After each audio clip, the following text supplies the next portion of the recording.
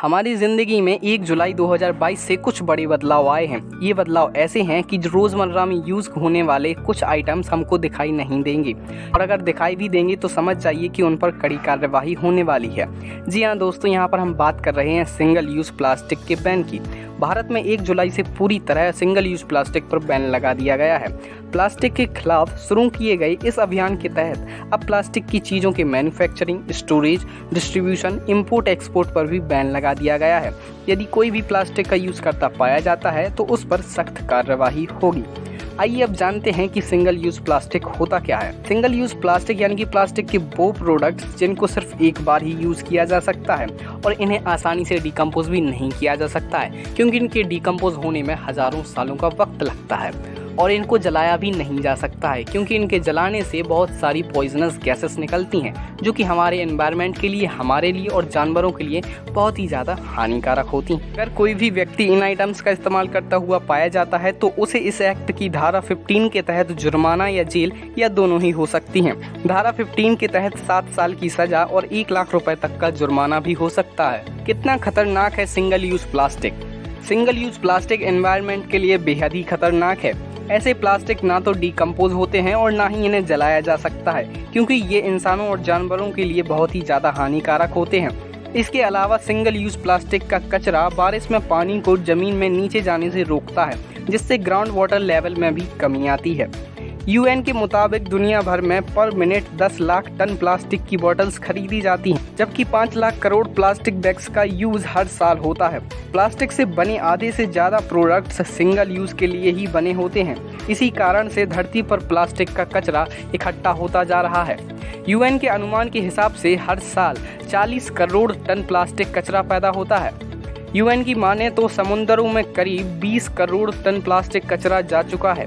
2016 तक हर साल 1.4 crore ton plastic कचरा समुद्रों में जाता था, और यहाँ पर यह अनुमान लगाया जा रहा है कि 2040 तक हर साल 3.7 करोड़ टन कचरा समुद्रों में जाएगा। भारत की बात करें तो सेंट्रल पॉल्यूशन कंट्रोल बोर्ड का एक सर्वे बताता है कि देश में हर दिन 26,000 टन प्लास्टिक कचरा निकलता है, जिसमें से 60% कचरे को वापस से कलेक्ट किया जाता है। बाकी 40% बचा हुआ कचरा रिसाइकल के लिए नहीं जाता है, बल्कि इसको नाली में या नदी में फेंक दिया जाता है या फिर यह पड़ा रहता है। 2017 में FICCI federation of Indian chamber of commerce and industries की रिपोर्ट आई थी।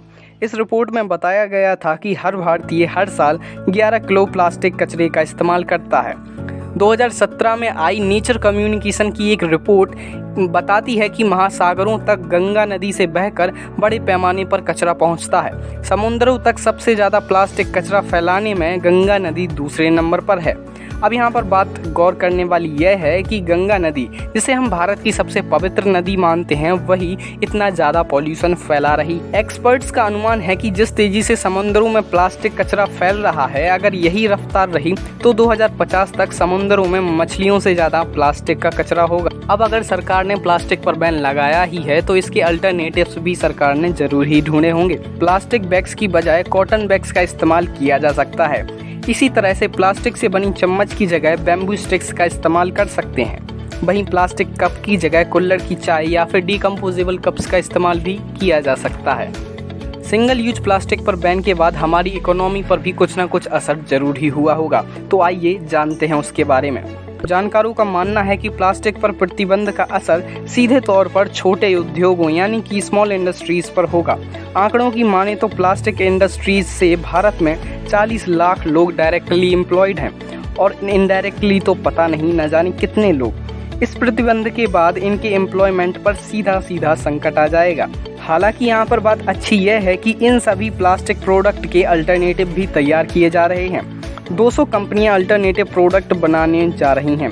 कई स्टार्टअप्स भी इसके लिए आगे आए हैं, जो प्लास्टिक प्रोडक्ट्स के लिए अल्टरनेटिव के तौर पर कागज़ के प्रोडक्ट बनाकर पेश कर रहे हैं। लेकिन यहाँ पर सोचने वाली बात यह है कि एनवायरनमेंट को बचाने के लिए प्लास्टिक पर बैन लगाया जा रहा है। जो कागज़ होता है वो भी तो पर्यावरण को नुकसान पहुँचाने के बाद ही बनता है, पेड़ों को काटने से ही बनता है। तो फिर क्या ये अल्टरनेटिव अच्छा है? और अगर हम सच में अपने एनवायरनमेंट को प्लास्टिक जैसी चीज़ों से बचाना चाहते हैं तो इसके लिए सरकारों को नहीं, बल्कि हमें खुद से ही कुछ स्टेप्स लेने पड़ेंगे, क्योंकि ये एनवायरनमेंट सिर्फ सरकारों का नहीं बल्कि हमारा भी है।